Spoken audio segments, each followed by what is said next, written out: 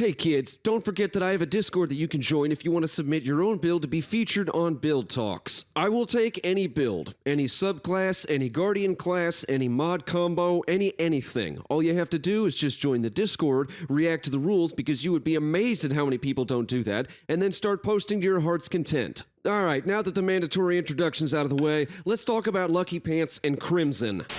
By now, I'm sure you've already heard about the newest Hunter craze. We already knew that the last word and the Lucky Pants were going to be incredible, though I get this feeling in my gut that none of us were expecting it to be quite this good. Yet here I am proposing an alternative. I'll talk about the last word in my next video, but for right now, being a Hunter main, I want to talk about Crimson. I mean, sure, yeah, it lacks fanfire or any sort of natural damage boost over time, but it has its own advantage, one that the last word could never actually replicate even if it wanted to. So when we talk about the buffs from our mods and from the exotic itself, it's actually relatively straightforward. With the last word, it is fanfire on top of illegally modded holster. In its most basic sense, we're not looking at anything more complicated than a buff stacked on another buff. And, as everyone has already stated, the damage is there. I mean, I could show you, but the whole ass internet has already done a video on the topic, so there isn't really much sense to it. Instead, I have another idea. Crimson, High Energy Fire, and Whisper of Rending. Now, let me explain this real quick. We're looking at Touch of Winter and Grim Harvest for aspects. For bosses that float, kinda like servitors,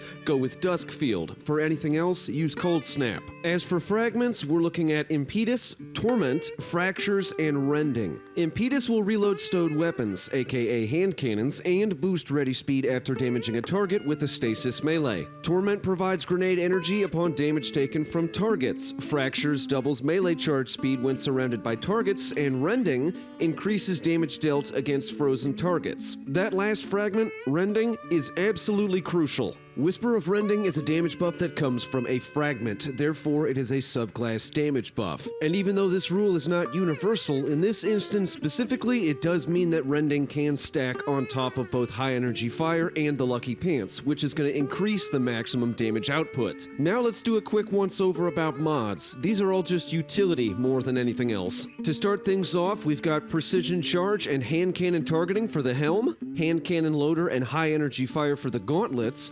Supercharge for the chest piece, stacks on stacks for the greaves, and lastly, bomber, distribution, and charged up for your cloak. As I said, all of these mods are utility at this point, excluding High Energy Fire. Stacks on stacks with charged up and supercharged will allow for a total of 5 charges, and the player will generate 2 stacks of charged with light every time they charge themselves. This is going to turn your hand cannon rampage into a circular charging mechanic. Now let's take a look at combat and functionality. All 3 of these buffs come from different places. One from your subclass, one from a mod, and another from an exotic. It's not like we're trying to stack 2 weakened debuffs on a single target. As a result, the game allows it. And while that rule is not universal, everything should stack in this specific scenario. And it does too. I'll show you here in just a second.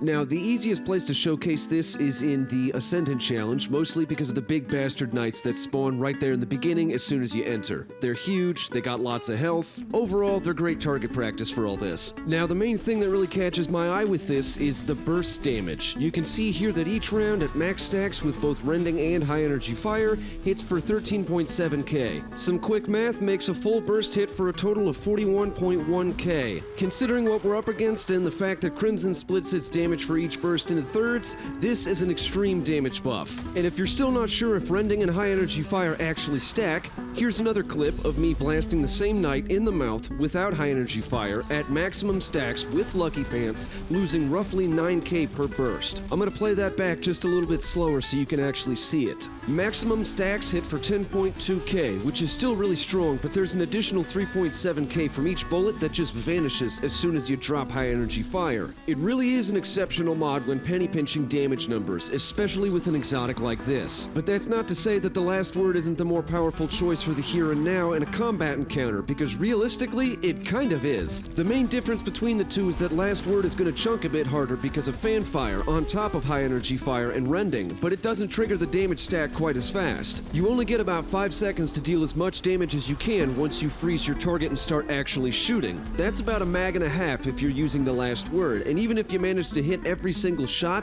you're still spending more time trying to actually build high damage stacks than you are actually dealing damage with those stacks. When you take a look at Crimson though, 3 bursts in and the buff is already just about at its cap, whereas the last word requires an entire mag and an additional 2 bullets before you even get to fire at full effect. If you ask me, last word might hit harder in the here and now, but building those stacks faster and dealing the most amount of damage is far superior. That does make this a bit situational, however, more or less because you have to really watch how you're handling combat. Think of high energy fire as more of an added bonus than anything else, not something that's actually necessary, but something that can be held onto for a specific moment if the player so desires. However, this does excel at close to mid-range combat encounters, whether it's mowing down mob crowds that your grenades didn't quite clean up, or you're trying to chunk and stagger a big boy target with an even bigger health bar. As for trying to build around it, there are a few mods you do well to slot into your loadout. Your best bet here is to use Precision Charge. The hand cannon is now a source of secondary chunk damage at max stack, so the speed at which you eliminate targets escalates with astounding speed, making this mod extremely viable because multi-kills become progressively easier to get. It's not like you're hitting for flat damage or anything. It'll continue to go up until it hits 10 stacks or the buff runs out. Stacks on Stacks is another mod that is absolutely necessary when really trying to spec into Lucky Pants, because each of those charges that Precision Charge generates are going to count as 2 instead of just 1, so you will be effectively swimming in charges with this, especially if you slot Supercharged as well. All in all, the end result of this is an extremely versatile mod combo that allows for extreme hand cannon damage that can feel a bit situational at times, but it's still flexible enough to the point where you don't feel like you have to hoard charges of light. Even without high energy fire, you're still gonna hit cracked ass damage, and the effort required on the side of the player is next to none. And this isn't me saying that the last word isn't as good as Crimson or something like that, or the other way around. This is just me saying that yes, this exists, and yes, people have been doing it one way, but this also works too. Choosing between the last word and Crimson really is just a matter of preference, if I'm being honest, and as of right now, those are the 2 absolute best choices for maximizing hand cannon damage. I know everybody was going on about the last word and everything, and again, I do still think that it's awesome, but from my perspective,